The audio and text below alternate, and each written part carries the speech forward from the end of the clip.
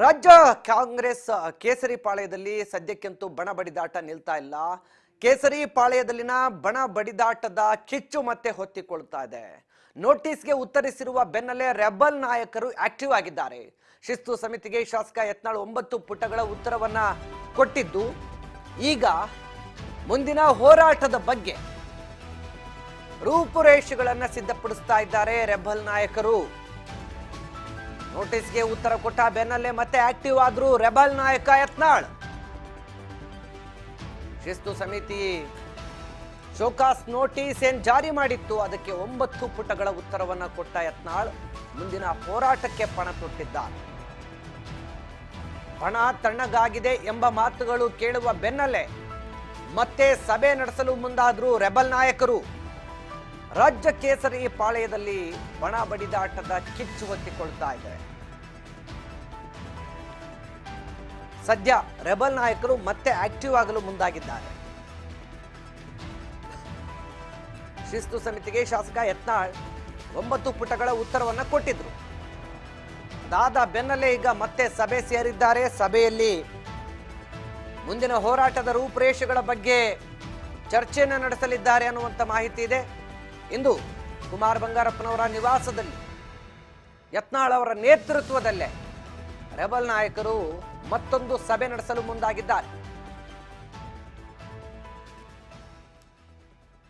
ಸದ್ಯ ರಾಜ್ಯ ಕೇಸರಿ ಪಾಳ್ಯದಲ್ಲಿ ಈ ಬೆಳವಣಿಗೆಯನ್ನು ನೋಡ್ತಾ ಇದ್ರೆ ಬಣ ಬಡಿದಾಟದ ಕಿಚ್ಚು ಮತ್ತೆ ಹೊತ್ತಿಕೊಳ್ತಾ ಇದೆ.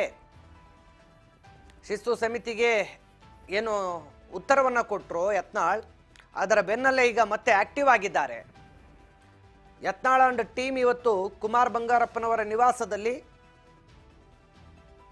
ಮಾತುಕತೆಯನ್ನ ನಡೆಸ್ತಾ ಇದ್ದಾರೆ. ರೆಬಲ್ ನಾಯಕ ಯತ್ನಾಳ್ ಕೂಡ ಈ ಸಭೆಗೆ ಭಾಗವಹಿಸಲಿದ್ದು ಹೈ ವೋಲ್ಟೇಜ್ ಸಭೆ ಆಗಲಿದೆ. ಒಂದು ಯತ್ನಾಳ್ ಅವರಿಗೆ ನೋಟಿಸ್ ಕೊಟ್ಟಿರುವ ವಿಚಾರವೂ ಇಲ್ಲಿ ಪ್ರಸ್ತಾಪ ಆಗುತ್ತೆ. ರಾಜ್ಯಾಧ್ಯಕ್ಷರ ವಿಚಾರದಲ್ಲಿ ನಾವು ಯಾವ ರೀತಿ ಹೋರಾಟ ಮಾಡಬೇಕು ಅನ್ನುವಂಥ ವಿಚಾರ ಕೂಡ ಪ್ರಸ್ತಾಪ ಆಗುತ್ತೆ. ಒಟ್ಟಲ್ಲಿ ಹೈಕಮಾಂಡ್ ನಡೆ, ಶಿಸ್ತು ಸಮಿತಿ ಕೊಟ್ಟಂತ ಶೋಕಾಸ್ ನೋಟಿಸ್, ಇದರ ಜೊತೆಗೆ ಹಲವಾರು ರೀತಿಯಾಗಿ ಮುಂದಿನ ಹೋರಾಟದ ಬಗ್ಗೆ ನಾಯಕರು ಶಕ್ತಿ ಪ್ರದರ್ಶನವನ್ನು ಮಾಡಲಿದ್ದಾರೆ. ಯತ್ನಾಳ್ ಅವರ ಪರವಾಗಿ ಭಿನ್ನರ ಟೀಮ್ ಏನಿದೆ ಬಲವಾಗಿ ನಿಲ್ಲುವ ಆತ್ಮವಿಶ್ವಾಸವನ್ನ ತುಂಬುವಂತ ಸಭೆ ಇದಾಗ್ತಾ ಇದೆ ಅನ್ನುವಂಥ ಮಾಹಿತಿ ಇದೆ.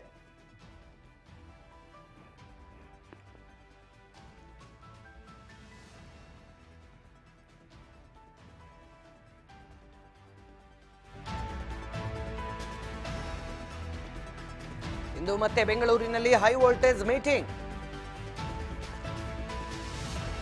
ಸದಾಶಿವನಗರದಲ್ಲಿರುವಂತಹ ರೆಬಲ್ಸ್ ನಾಯಕರಿಂದ ಮಾತುಕತೆ ಕುಮಾರ್ ಬಂಗಾರಪ್ಪನವರ ನಿವಾಸದಲ್ಲಿ. ರಾಜ್ಯಾಧ್ಯಕ್ಷ ಸ್ಥಾನ, ಸರ್ಕಾರದ ವಿರುದ್ಧ ಗರ್ಜನೆಗೆ ಸಂಬಂಧಪಟ್ಟಂತೆ ಹೋರಾಟ. ಇಂದು ಮತ್ತೆ ಬೆಂಗಳೂರಿನಲ್ಲಿ ಈ ವಿಚಾರಕ್ಕೆ ಹೈ ವೋಲ್ಟೇಜ್ ಮೀಟಿಂಗ್ ನಡೀತಾ ಇದೆ.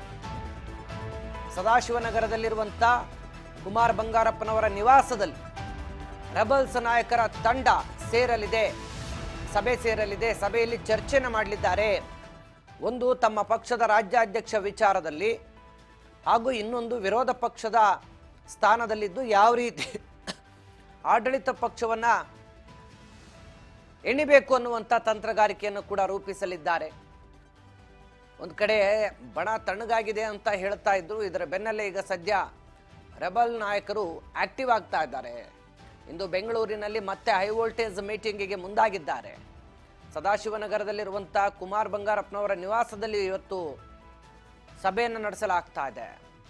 ಇಲ್ಲಿ ರಾಜ್ಯಾಧ್ಯಕ್ಷ ಸ್ಥಾನ ಮತ್ತು ಸರ್ಕಾರದ ವಿರುದ್ಧ ಗರ್ಜಿಸೋದಕ್ಕೆ ಮುಂದಾಗ್ತಾ ಇದೆ ರೆಬಲ್ ತಂಡ. ವಕ್ಫ್ ಹೋರಾಟದಂತೆ ಗ್ಯಾರಂಟಿ ವಿರುದ್ಧ ಕೂಡ ಪ್ರತಿಭಟನೆಯನ್ನ ಮಾಡುವ ನೆಲೆಗಟ್ಟಿನಲ್ಲಿ ಗೃಹಲಕ್ಷ್ಮಿ ಅನ್ನಭಾಗ್ಯದ ವಿರುದ್ಧ ರೆಬಲ್ ನಾಯಕರು ಸಿಡಿದೇಳುವ ಸಾಧ್ಯತೆ ಇದೆ.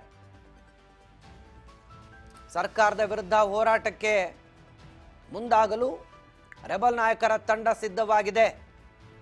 ಒಂದು, ಅನ್ನಭಾಗ್ಯ ಅಕ್ಕಿ ಕೊಡ್ತಾ ಇಲ್ಲ, ದುಡ್ಡು ಕೊಡ್ತಾ ಇಲ್ಲ. ಇನ್ನೊಂದು, ಗೃಹಲಕ್ಷ್ಮಿ 3 ತಿಂಗಳಿಂದ ಮಹಿಳೆಯರಿಗೆ ಹಣ ಬಿದ್ದಿಲ್ಲ.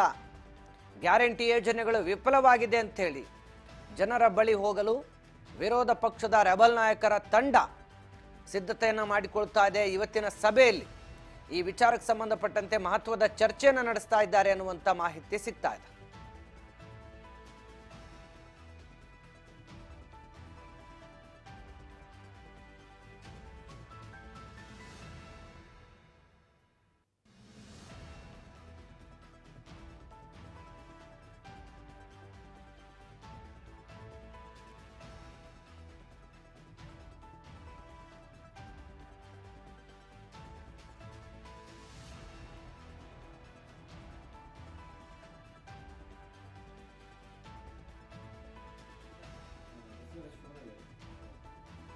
ಇದೇ ವಿಚಾರಕ್ಕೆ ಸಂಬಂಧಪಟ್ಟಂತೆ ಹೆಚ್ಚಿನ ಮಾಹಿತಿಯನ್ನು ಕೊಡ್ತಾ ಹೋಗ್ತಾರೆ ನನ್ನ ಸಹೋದ್ಯೋಗಿ ಬಸವರಾಜ್ ಹೂಗಾರ್. ಈಗ ನಮ್ಮ ಜೊತೆ ಫೋನ್ ಸಂಪರ್ಕದಲ್ಲಿದ್ದಾರೆ.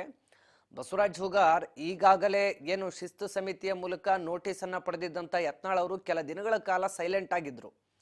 ಬಟ್ ಯತ್ನಾಳ್ ಅವರು ನೋಟಿಸ್ಗೆ ಉತ್ತರ ನೀಡಿದ ಬಳಿಕ ಇದು ನಡೀತಾ ಇರುವಂತ ಮೊದಲ ಸಭೆ, ರೆಬಲ್ ನಾಯಕರ ಸಭೆ. ಈ ಸಭೆಯಲ್ಲಿ ಏನೆಲ್ಲ ವಿಚಾರಗಳು ಪ್ರಮುಖವಾಗಿ ಚರ್ಚೆ ಆಗಬಹುದು ಅಂತ ಹೇಳಲಾಗ್ತಿದೆ ಬಸವರಾಜ್? ವಿಜಯ ಭಾಸ್ಕರ್, ಈಗಾಗಲೇ ಬಿಜೆಪಿಯಲ್ಲಿ Basanagouda Patil, Yatnal and team rebel ನಾಯಕರು ಏನಿದ್ದಾರೆ ಇವರು ಒಂದಿಷ್ಟು ಬಿಜೆಪಿಯ ರಾಜ್ಯಾಧ್ಯಕ್ಷ ಸ್ಥಾನವನ್ನ ಬದಲಾವಣೆ ಮಾಡಬೇಕು ಅನ್ನುವಂತಹ ಪ್ರಬಲವಾಗಿರ್ತಕ್ಕಂಥ ವಾದವನ್ನ ಹೈಕಮಾಂಡ್ ನಾಯಕರ ಮುಂದೆ ಇಟ್ಟಿರ್ತಕ್ಕಂಥದ್ದು. ಸಾಕಷ್ಟು ಹೇಳಿಕೆಗಳನ್ನ ಕೊಡುವ ಮುಖಾಂತರ ಒಂದ್ ಕಡೆ ಪಕ್ಷಕ್ಕೂ ಕೂಡ ಡ್ಯಾಮೇಜ್ ಆಗ್ತಾ ಇದೆ ಅನ್ನುವಂಥದ್ದನ್ನ ಬಿಜೆಪಿಯ ರಾಜ್ಯಾಧ್ಯಕ್ಷರಾಗಿರ್ತಕ್ಕಂಥ ವಿಜೇಂದ್ರರು ಕೂಡ ಎಲ್ಲವನ್ನೂ ಕೂಡ ಹೈಕಮಾಂಡ್ ನಾಯಕರ ಮುಂದೆ ಇಡುವಂತ ಪ್ರಯತ್ನ ಮಾಡಿದ್ರು. ಆ ಒಂದು ಹಿನ್ನೆಲೆಯಲ್ಲಿ ಬಸನಗೌಡ ಪಾಟೀಲ್ ಯತ್ನಾಳ್ ಅವರಿಗೆ ಹೈಕಮಾಂಡ್ ನಾಯಕರು ಒಂದು ಶೋಕಾಸ್ ನೋಟಿಸ್ ಅನ್ನು ಕೂಡ ಜಾರಿ ಮಾಡಿದ್ರು.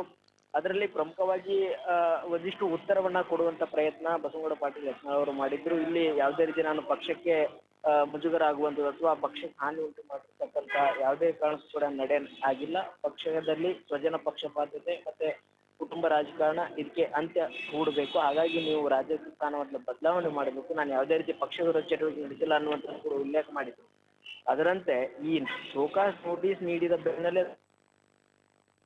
ಘಟನೆ ಪ್ರದರ್ಶನ ಮಾಡಬೇಕು ಅನ್ನುವಂತ ಹಿನ್ನೆಲೆಯಲ್ಲಿ ಇವತ್ತು ರೆಬಲ್ ನಾಯಕರು ಒಂದು ಸಭೆಯನ್ನು ಕೂಡ ಆಯೋಜನೆ ಮಾಡಿಕೊಂಡಿರ್ತಕ್ಕಂಥದ್ದು. ಸದಾಶಿವನಗರದಲ್ಲಿ ಆ ಒಂದು ಸಭೆ ಕೂಡ ನಡೆಯುವಂಥದ್ದು. ಸಭೆಯಲ್ಲಿ ಪ್ರಮುಖವಾಗಿ ರಮೇಶ್ ಜಾರಕಿಹೊಳಿ ಕುಮಾರ್ ಬಂಗಾರಪ್ಪ ಆಗಿರ್ಬೋದು, ಬಸನಗೌಡ ಪಾಟೀಲ್ ಯತ್ನಾಳ್, ಅರವಿಂದ್ ಲಿಂಬಾವಳಿ ಸೇರಿದಂತೆ ಹಲವಾರು ರೆಬಲ್ಸ್ ನಾಯಕರು ಕೂಡ ಅದರಲ್ಲಿ ಭಾಗಿಯಾಗುವಂತ ಎಲ್ಲಾ ಸಾಧ್ಯತೆ ಇದೆ.